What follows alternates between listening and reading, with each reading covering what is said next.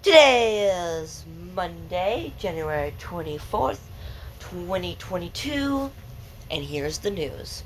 So, to start the week off, there have been no new reports of thugs, but they have become a issue, off and on issue.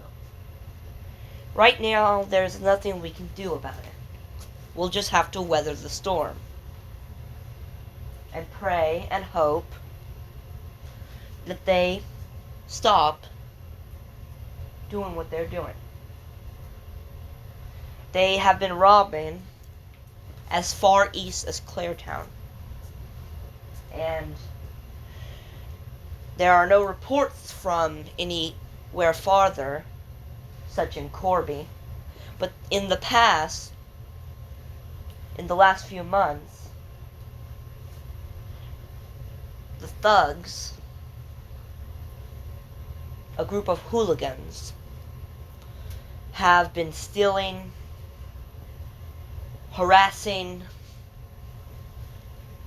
people throughout our land. It has put, in times past, many in fear of them, as our nation is relatively at peace, minus the thugs. Our nation is a nation that is large and has experienced rapid growth, not seen throughout its whole history till now. A year ago,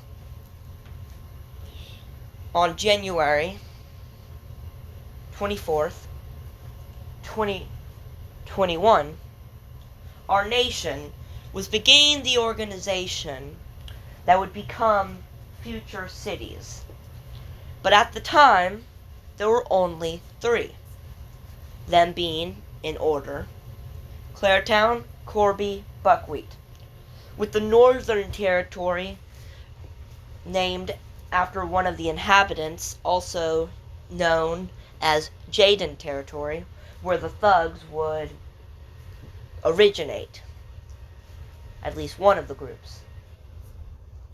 And then we went south in our expansion and found multiple peoples that got along and were peaceful. These peoples would soon form their own cities. And that would be before February.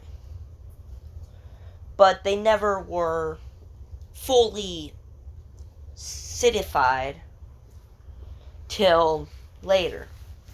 They started today. The territories that were basically just one big territory began to organize. And out of this organization came multiple cities that are very important to our nation. First off, let's start with the fourth city. The next city to join our nation was Evan City. And straight north of Evan City was the now large Aaliyah City. And then, in July, at the time when the separation of Buckwheat would occur, Jessington, the sixth city, would join the nation.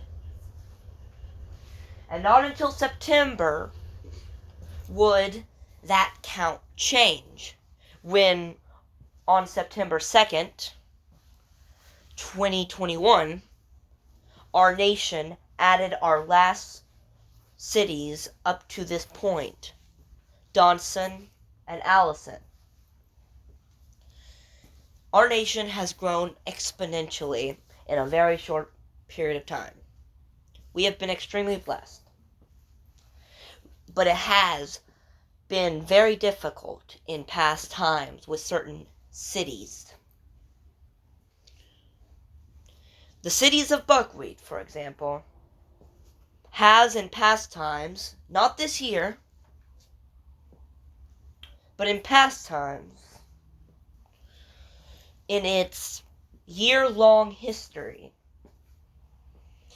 has fundamentally changed the nation, bringing it to peace in some regards, but also having a lot, and I mean a lot, of conflict.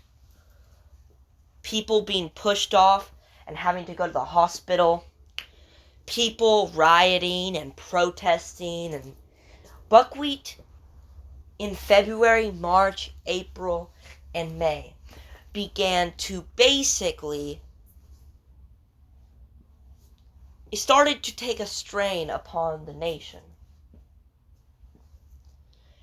Even Evans City, after the strain was over and everything was calm for a small bit, the president went down south to finally speak again to the southern cities, when, lo and behold, Evans City wanted to fight the whole nation. And not only that, the main cause was they wanted to fight the president, which is crazy, for one. Total insanity to fight a president who had never really done anything that wrong to you.